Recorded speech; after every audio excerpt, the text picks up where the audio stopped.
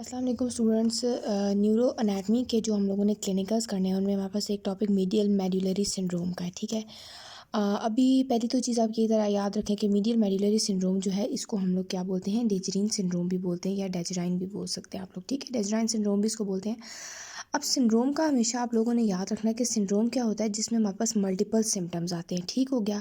उसके बाद नाम से हमें क्या पता चल रहा है, मीडियल यानी कि मीडियल साइड पर होगा किस चीज़ के, मेड्यूला के। ठीक है, मीडियल मेड्युलरी है तो ये मेड्यूला के जो हमारे पास आपको पता है कि ब्रेन स्टेम का स्ट्रक्चर होता है, मेडुला होता है, पॉन्स होता है। ठीक है, उसमें जो मेडुला है ना उसके मीडियल साइड पर जब भी हमारे पास चीज़ें इफेक्ट होंगी और वो किस वजह से होंगी वो हम आगे देख लेंगे, उसको हम बोलते हैं मीडियल मेडुलरी सिंड्रोम या फिर डेजराइन सिंड्रोम। ठीक है, एक लेमैन लैंग्वेज आप कह सकते हैं कि एक जो आम बंदा है वो तो इसको यही कहेगा कि स्ट्रोक है। स्ट्रोक जिसको हम लोग उर्दू में फॉलेज कहते हैं। ठीक है, वो तो बंदा यही कहेगा कि ये स्ट्रोक है। ठीक है, तो ये कहते हैं कि ये स्ट्रोक की ऐसी फॉर्म है जो कि किस एरिया को इफेक्ट करती है, मीडियल मेडुला को।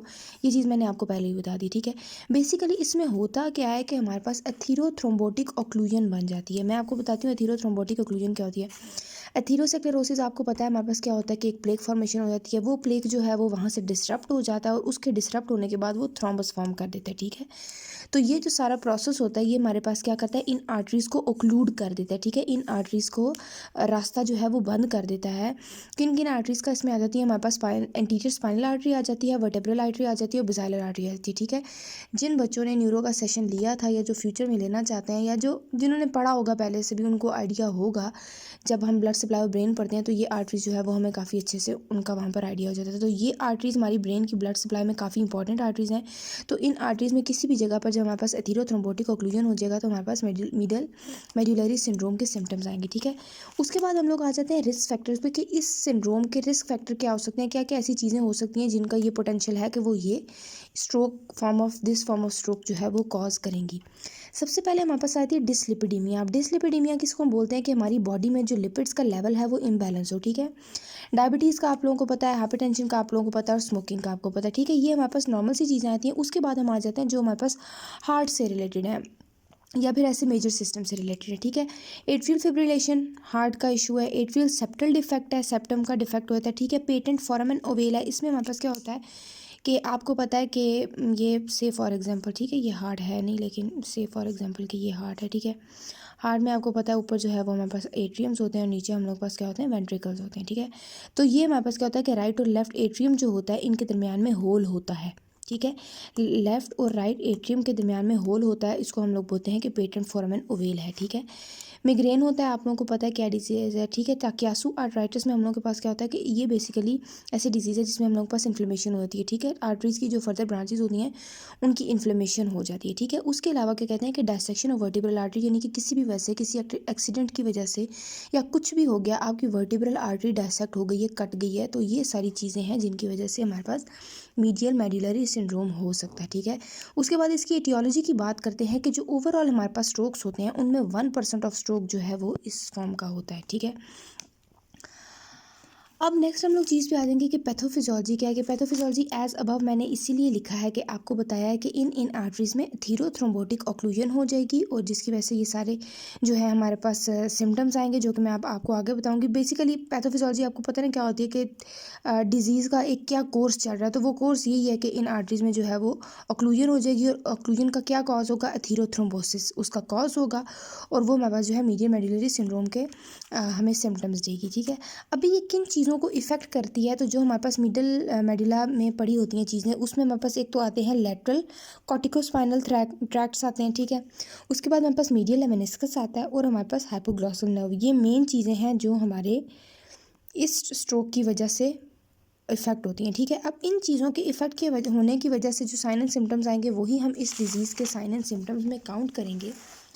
तो सबसे पहले आप लोग देख सकते हैं कि हमारे पास जो लेटरल कॉर्टिकोस्पाइनल ट्रैक्ट्स है ना वो हमारे पास क्या करेंगे कि जो कॉन्ट्रालेटरल लिम्ब की वॉलंटरी मूवमेंट है। ठीक है, यानी कि कॉन्ट्रालेटरल यानी कि ऑपोजिट साइड की। ठीक है, यानी कि अगर इस साइड पे इफेक्ट हुआ है तो ऑपोजिट साइड ऑफ बॉडी जो है वहाँ की हमारी जो लिम्ब की वॉलंटरी मूवमेंट है, यानी कि हाथ की बाजू की ऐसी मूवमेंट जो हम लोग अपनी मर्जी से करते हैं वो इफेक्ट होंगी। ठीक है, ऑपोजिट साइड की। हाइपोग्लॉसल नर्व की अगर हम बात करते हैं तो आपको पता है ये हमारे टंग मसल्स को जो है वो ज़ुबान के जो हमारे मसल्स हैं सॉरी उनको सप्लाई करती है, ठीक है। तो अगर हाइपोग्लॉसल नर्व इफेक्ट हो जाएगी तो हमारे जो टंग के इंटीरियर एक्सटीरियर मसल्स हैं उनको इफेक्ट होगा, ठीक है। उसके बाद हम लोग आए थे मीडियल मेनिस्कस पे। तो मीडियल मेनिस्कस का क्या फंक्शन है कि हमारे फाइन टच, वाइब्रेशन, प्रोप्रियोसेप्शन जो भी ऐसी चीज़ें होती हैं उनको ये देखता है। तो जब ये सारी चीज़ें, ये मीडियल मेनिस्कस इफेक्ट होगा तो हमारे पास ये सारे हमारे फंक्शंस भी इफेक्ट हो जाएंगे, ठीक है। अभी अगर ये मैंने जस्ट आपको एक ओवरव्यू दिया था, अगर हम अगेन साइन एंड सिम्टम्स एक लाइन में पढ़ लें तो पता चल गया कि कॉन्ट्रालेटरल बॉडी की मूवमेंट जो है वो वॉलेंट्री वाली हमारे पास जो है वो इफेक्ट होंगी, ठीक हो गया। उसके अलावा प्रोप्रियोसेप्शन, वाइब्रेशन, फाइन टच भी कॉन्ट्रालेटरल साइड पे होगा। टंग के जो हमारे मसल्स होंगे ना वो हमारे इप्सिलेटरल साइड के, यानी कि सेम साइड के, यानी कि जिस साइड के पे मेडुला पे इफेक्ट हुआ है उसी साइड पे हमारी टंग पे इफेक्ट होगा, ठीक है। अब सेम साइड पे क्या होता है, एक तो हमारे टंग की डेविएशन हो जाती है, ठीक है। उसके अलावा हमारे पास जो है वो डिस्फेजिया हो जाता है। अब डिस्फेजिया जो है वो हमारे पास क्या होता है कि इनएबिलिटी टू स्वेलो, ठीक है। हम लोग स्वेलो सही तरह से नहीं कर सकते जो भी कुछ खाते हैं, ठीक है। उसके अलावा जो हमारे पास कुछ और सिम्टम्स भी आते हैं, उसमें आते हैं डिसआर्थरिया, बोल नहीं सकते सही से, डिप्लोपिया, डबल डबल नज़र आता है, निस्टैग्मस किसको कहते हैं, भैंगपन को कहते हैं, वर्टाइगो किसको कहते हैं, चक्कर आना, और ऐसे स्पिनिंग फील होना कि सब कुछ लगता है दुनिया घूम रही है, ठीक है, और नोज़िया के वॉमिट वगैरह आना, ठीक है। ये एक कुछ कॉमन से सिम्टम्स हैं, लेकिन ये इतने क्या कहें कि इतनी इनका लेवल इतना स्वेयर नहीं होता, ठीक है। ये जो है ना ये मेन चीज़ें हैं जो कि आप लोगों ने याद करनी है, ठीक है। उसके बाद हम लोग जब डायग्नोसिस पे आ जाते हैं कि इस डिज़ीज़ को हम लोगों ने डायग्नोज कैसे करना है, तो क्योंकि हम लोग ब्रेन की जो ब्लड सप्लाई है उसको हम लोगों ने चेक करना है, तो उसके लिए हम लोग क्या करेंगे, सीटी करते हैं, एमआरआई करते हैं और ईसीजी करते हैं। ईसीजी हम लोग क्यों करते हैं, ईसीजी तो आप लोगों को पता है कि ये हमारे पास क्या होती है, हार्ट की होती है। तो हम लोगों ने देखा था कि जहाँ पर हम लोगों ने रिस्क फैक्टर पढ़े थे काफ़ी सारी चीज़ें थी जो कि हमारे हार्ट से रिलेटेड थी, ठीक है। तो ईसीजी हम लोग इसलिए करते हैं कि हमारी हार्ट वाली चीज़ों को हम लोग, जो आपको पता है डिफरेंशियल डायग्नोसिस होती है वो वाली चीज़ आ जाए, ठीक है।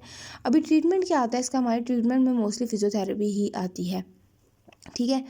आपको पता है कि कोई भी स्ट्रोक का पेशेंट हो, ब्रेन का कोई भी एरिया डैमेज हो, तो क्या करते हैं हम कि पेशेंट को पहले तो उसके वही बात है कि वाइटल स्टेबल किए जाते हैं, पेशेंट का कॉन्शियसनेस लेवल देखा जाता है, और उसके बाद जब पेशेंट एक स्टेबल स्टेट में आ जाता है, ठीक है, वाइटली भी और बाकी सारी चीज़ों के हिसाब से भी, तो उसके बाद हम लोग उसकी फिजियो स्टार्ट करते हैं, ठीक है। अब अगर कॉन्ट्रालेटरल साइड पर जो है वो बॉडी की मूवमेंट डिस्टर्ब है तो हम लोग उनको एक पैटर्न में लाएंगे, ठीक है। उसके अलावा ये वाइब्रेशन, फाइन टच, ये आपको पता है ये सारी हमारे पास फिजियो में भी आती हैं, हमारे पास ऑक्यूपेशनल थेरेपी में भी आती हैं, ठीक है। इसी तरह जो टंग के मसल्स हैं उसको हमारे पास जो स्पीच एंड लैंग्वेज थेरेपिस्ट होता है उसको देखा है मोस्टली स्पीकिंग केयर, स्वेलिंग के जो इश्यूज़ होते हैं, ठीक है। तो इसका जो हमारे पास लॉन्ग टर्म ट्रीटमेंट होता है ना वो हमारे पास रिहैब का ही होता है। अब रिहैब में फिजियोज भी आ जाते हैं और स्पीच एंड लैंग्वेज पैथोलॉजिस्ट भी आ जाते हैं, ठीक है। ये हमारी यहाँ पर हो गई है मीडियल मेडुलरी सिंड्रोम जो है वो कवर। अभी बच्चों आप लोगों ने देखना है कि ये आपको पता है इस तरह की चीज़ें हैं जो क्लिनिकल्स होते हैं वो मोस्टली सिनेरियोज़ आते हैं, ठीक है। तो सिनेरियोज़ में आप लोगों को एक तो पता होना चाहिए कि ये सिम्टम्स दिए जा सकते हैं कि एक पेशेंट है, इमरजेंसी में आया है, फर्दर उसकी जब एग्जामिनेशन है तो उस पर हम लोग को ये सिम्टम्स नज़र आ रहे हैं, ठीक है। या फिर अगर ये बता सकते हैं कि डायग्नोस्टिक टेस्ट ये हुए हैं और इन टेस्ट में कोई भी एक ऐसी कंडीशन दे सकते हैं कि ये कंडीशन फाइंड हुई है, ठीक है। तो वो किस टाइप का, क्या उसको इशू हो सकता है, तो उसमें जो है वो आपने मीडियल मेडुलरी सिंड्रोम को ही सिलेक्ट करना है, ठीक है। छोटी छोटी चीज़ें अच्छे तरीके से आप लोग याद कर लें तो इंशाल्लाह जो इससे रिलेटेड सिनेरियो होगा वो आपको सॉल्व करने में बिल्कुल भी इशू नहीं होगा, ठीक हो गया। अल्लाह हाफ़िज़।